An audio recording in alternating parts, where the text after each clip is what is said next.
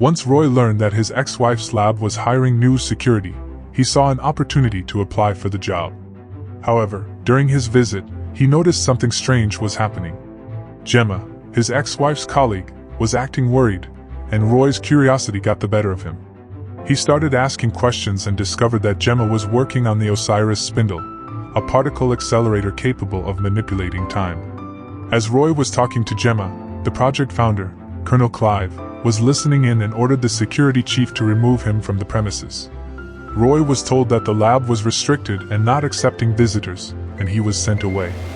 Little did he know that his presence had caught the colonel's attention, and he was now being closely watched. Gemma, realizing the danger, left a package and a clue at Roy's house, warning him to be careful.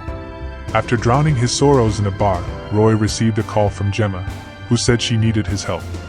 However, the colonel was listening in and disconnected the call before Roy could understand what was happening. The next day, Roy woke up at 7 a.m., facing the same mercenaries over and over again in an infinite time loop. After facing them more than 140 times, he learned how to neutralize most of them, and even dealt with a man who broke into his home.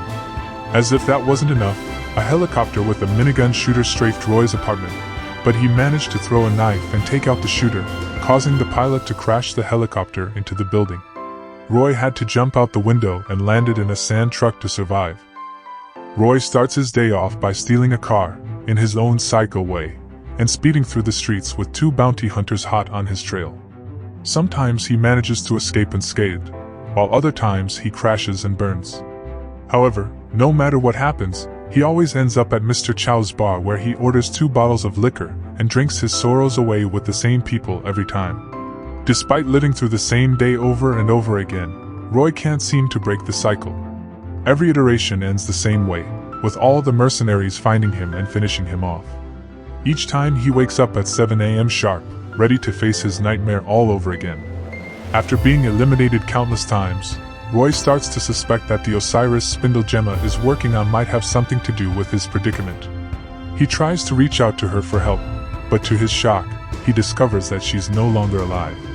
Colonel Clyde tells Roy that Gemma had a suspicious accident, but before he can even process the news, he's attacked by a pair of twins with bazookas. With Gemma gone and no one left to turn to, Roy spends each cycle trying to figure out what's going on, only to be eliminated by the mercenaries once again. After several failed attempts, Roy finally remembers the words of Gemma as she bid him farewell.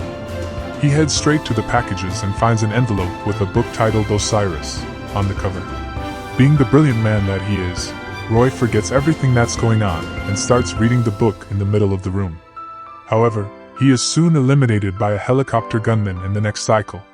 Despite this setback, Roy steals the same car as always and once again proves that he's completely out of his mind when he tries to read while driving and gets hit by a bus, losing his life instantly. Finally, Roy has a good idea and blows up the bounty hunter's car with a grenade launcher before heading to a quieter place to read the book. Sitting on a bench in an underground gallery, Roy opens the book and sees several sentences underlined by Gemma. As he reads, he spots his son Joey buying something with a man and entering a game store. With Gemma out of the picture, Roy is now Joey's only family, but there's a problem. Joey doesn't know that Roy is his father. Determined to get close to his son, Roy enters the video game store and starts looking for him. But as he walks around, he realizes that all analog monitors experience interference as soon as he approaches. Despite this strange occurrence, Roy finally finds Joey and takes the boy for a walk to make up for lost time. As they leave the gallery, Roy sees a clock and realizes that it's already 12:50 p.m., which is 3 minutes more than he can survive. Thinking about the 2 places where he managed to survive the longest, the interior of the bar and the underground gallery, Roy knows that both places have characteristics that interfere with radio waves and GPS, making them hard to track. Unfortunately, there's nothing left to do as Roy is once again cornered by all the remaining mercenaries. He only has time to run a few meters with Joey on his lap before receiving several shots in his back and losing his life instantly. As soon as the next cycle begins, Roy decides to try a different approach. Instead of taking out the mercenary who always wakes him up, he arrests him and tries to get information about the tracker's location. However, when the mercenary refuses to talk, Roy throws him in front of the minigun guy, leaving him to be destroyed. Frustrated with his failed plan, Roy moves on to Plan B. He heads straight to Mr. Chow's restaurant and searches for any tracking device on his clothes or body in the bathroom. But despite his thorough search, he can't find anything. As he leaves the restaurant, Roy bumps into Dave, a security expert, and realizes he might have some knowledge about surveillance and trackers. After a brief conversation, Dave tells Roy that the most common place to implant a tracker is in a molar. Suddenly, Roy remembers the dental assistant from the night before and decides to pull out his own teeth one by one until he finds the tracker. However, it's too late, and one of the mercenaries finds him with the tracker in his hand at 12:47. Game over.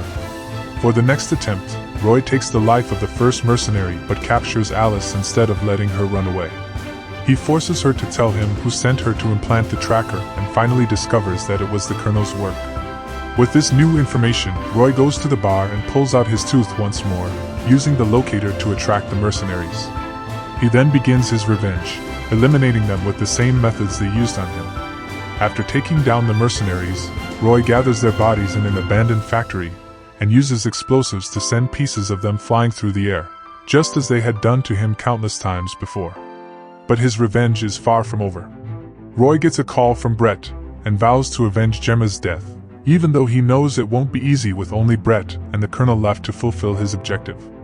He drives to the research center and tries to invade the place in several different ways, but he always ends up catching the attention of the guards and is ultimately eliminated by Brett. It's only then that the man doesn't end his own life by hitting the wall. After a few unsuccessful attempts, Roy realizes that he needs to use his intelligence and sneak around. He manages to eliminate one of the mercenaries and takes his clothes and badge, hoping to infiltrate the building unnoticed. However, his cover is blown when the elevator security system cannot read his ID card, and a guard asks to check it. Roy tries again, eliminating the guard before using the elevator, but he's still caught by Brett and other security guards. Frustrated, Roy decides to start over. On his third attempt, Roy retraces his steps and once again eliminates the elevator guard. But this time, he notices a security camera on the floor he wants to access. Realizing that's how he's been caught every time, he comes up with a new plan. He steals the uniform and card of a security guard who doesn't have access to the restricted areas, finally managing to sneak in undetected. Once on the laboratory floor, Roy eliminates the guards one by one and reaches the room where Guan Yin is waiting for him. She shows off her impressive swordsmanship skills, running towards Roy with her sword in hand. Roy tries using various weapons, but he keeps losing his head, literally, to Guan Yin's sword. Finally, he remembers the Book of Osiris and goes back to the underground gallery to read the message Gemma left for him. As Roy reads Gemma's message, a realization dawns on him: she was the one using the spindle. And if he wants to put an end to these cycles, he needs to stop the Colonel. But facing Guan Yin and the Colonel in his current state seems impossible. So, he heads to the Chinese restaurant and asks Dai Fang to train him in swordsmanship. For dozens of cycles, Roy trains relentlessly until he reaches the ultimate skill level. Feeling ready for the duel, he returns to Guan Yin's room, takes a sword from the wall, and shows off his new skills, humiliating his opponent. But eventually, he grows tired and stabs Guan Yin with her own sword. Suddenly, Brett and the Colonel arrive, and a shootout ensues. Roy manages to take down Brett with Guan Yin's sword stuck in his forehead, and then challenges the Colonel to hand-to-hand combat. But even with his new swordsmanship skills, the Colonel proves to be superior and throws Roy away. However, Roy manages to stab the Colonel's hand before he can grab Brett's pistol, giving him the upper hand. He reveals Gemma's involvement, but the Colonel ignores him and tells him to focus on protecting Joey. In disbelief, Roy beheads the Colonel. He rushes to the underground gallery, but is faced with the devastating scene: his son's lifeless body being carried by coroners. Desperate, he tries to run towards his son, but a loud explosion and a blinding flash of light stop him in his tracks. It turns out that staying under the effects of the Osiris spindle for too long can have some pretty catastrophic consequences. Who knew, right? Our friend Roy certainly didn't.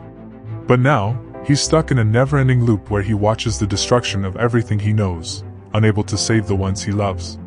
At first, Roy is completely shaken by his inability to save Gemma and his son. He just stands there, helpless, watching as everything falls apart around him. But eventually, He realizes that he needs to take action if he ever hopes to break the cycle. After spending several cycles wallowing in despair, Roy finally decides to take control of his fate. He eliminates the first mercenary, steals a car, and spends hours playing video games with his son. It's a small victory, but it's something. As Roy spends more time with his son, he begins to talk about Gemma and her work. It's during one of these conversations that he discovers something crucial: Gemma is still alive.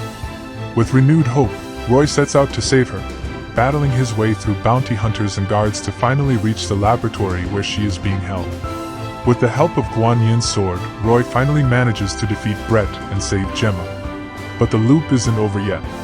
In order to finally end the instability and prevent the end of the world from repeating itself, Roy must return his mask to the Spindle's core.